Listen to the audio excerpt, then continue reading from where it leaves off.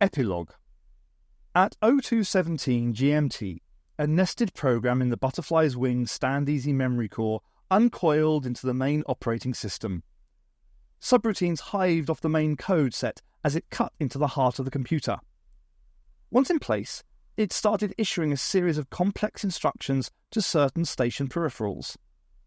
Another subroutine instructed the fusion power plant at the heart of the station to override its catastrophic parameters and initiate a staged self-destruct. The whole process took under 3 seconds and came as a great shock to the artificial intelligence that thought it was running the base computer. The AI, whose Turing registration handle was Corduroy, and which had been working a 6-month contract to the facility to pay off its boot debt, found that the hardware links had been severed at certain critical points. It calculated that a reactor overload would occur within 13 minutes and sounded the alarm. Corduroy initiated a fast search of the legal database and satisfied itself that nothing in its contract required it to remain in a mainframe that was about to become a thermonuclear fireball. At 0217:20, 30 seconds before the first human response to the alarm, Corduroy started shunting its personality core down the emergency master communications link with the EuropaNet, praying fervently to the gods of silicon as it went that signal breakup would be minimal. It didn't want to lose its mind. At 0217:50, the Duty Watch commander read the message left by Corduroy, who, by this time, was an elongated stream of encoded digital information stretched between the butterfly's wing and ComSat E678. It took the watch commander 10 seconds to read the message, and a further 40 seconds to fully comprehend what he'd read. By the time he'd woken up the base director, the digital clock above his console read 0219:01, and Corduroy had rented 10 gigabytes of memory from the European Chamber of Commerce at a ruinous hourly rate. Corduroy had thoughtfully left a subprogram that displayed the estimated time to self-destruct and the amount of time remaining in which the base personnel could achieve safe distance before the end. The AI put a flashing red skull in the corner of the screen for extra emphasis. The base director untangled herself from her number 2 husband and found herself with 5 minutes to evacuate a base a kilometre across at its widest point. At 0224:44, the last shuttle disengaged from the butterfly's wing docking torus and accelerated at full burn away from the base.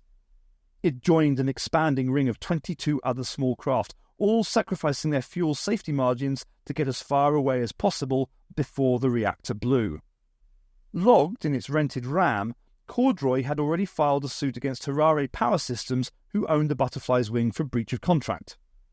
After a second's delay, it filed for reckless endangerment as well. It didn't expect either case to reach court, but it would discourage HPS from trying to pin the blame on it. By 0227:00, the base director received a confirmation of the crew roster. Of the 287 personnel on board the butterfly's wing, 286 were accounted for. The only person missing was the chief scientific officer. Her hair was cornrowed tight onto her skull so as to fit into the suit's skull cap. She had put the hostile environment suit on at the last minute. The power-assisted gloves made her fingers clumsy, but that didn't matter.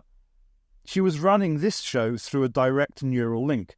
She had even snapped the helmet visor down and switched to internal life support. It was an absurd act. If something went wrong, the suit wasn't going to be any protection at all. The call came at 0227:34. She had been expecting it. "Hello, Ming," said Kadiatu. "Everybody get off all right?"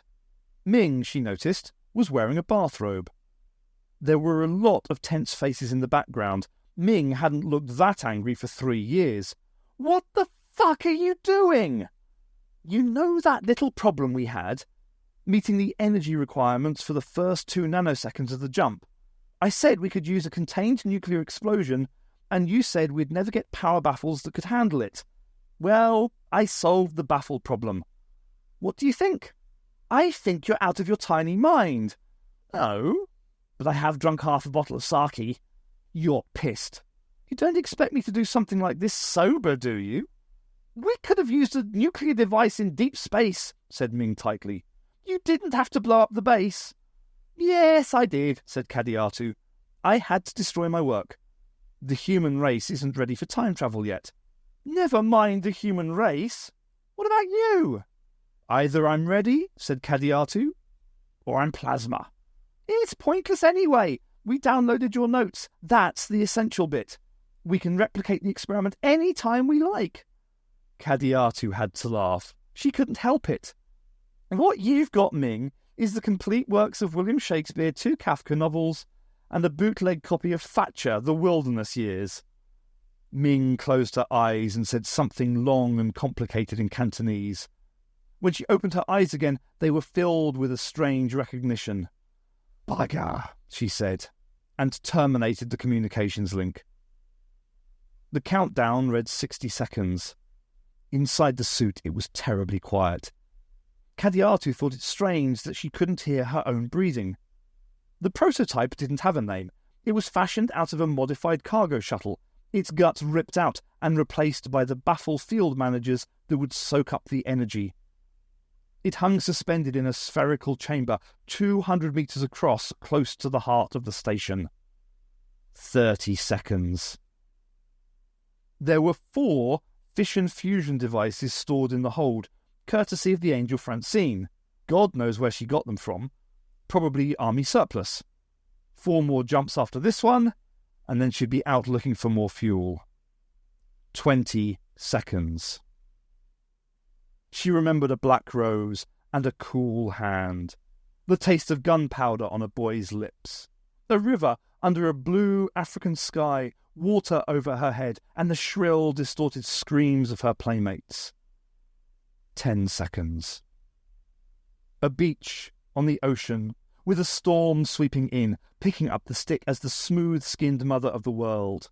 A voice echoing down the fractal corridors of time saying, "Please." "Here I come, Doctor," shouted Kadiatu Lethbridge Stewart.